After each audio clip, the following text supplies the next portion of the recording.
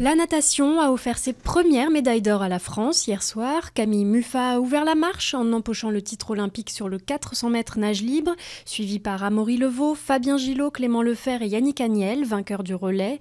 Après cette soirée exceptionnelle, la France se laisse aller à espérer de nouvelles médailles pour Muffat et Agnel qui replongent aujourd'hui, comme pour Camille Lacour, très attendue sur le 100 mètres d'eau. Troisième jour de combat à Alep. L'armée syrienne affirme avoir repris une partie du quartier de Salah Eddin, mais les rebelles démentent. Eux-mêmes se sont emparés d'un poste de contrôle stratégique permettant de relier la ville à la Turquie. Devant l'escalade des violences qui ont jeté 200 000 personnes sur les routes depuis samedi, Paris va convoquer en urgence une réunion du Conseil de sécurité de l'ONU. Traian Băsescu restera à la tête du pays. C'est le résultat du référendum sur sa destitution organisé hier par le gouvernement de centre-gauche. Malgré une large majorité de votants en faveur de son départ, le scrutin n'est pas valide, la participation n'ayant pas atteint les 50%. Le président roumain a promis de promouvoir la réconciliation après plusieurs mois de crise politique.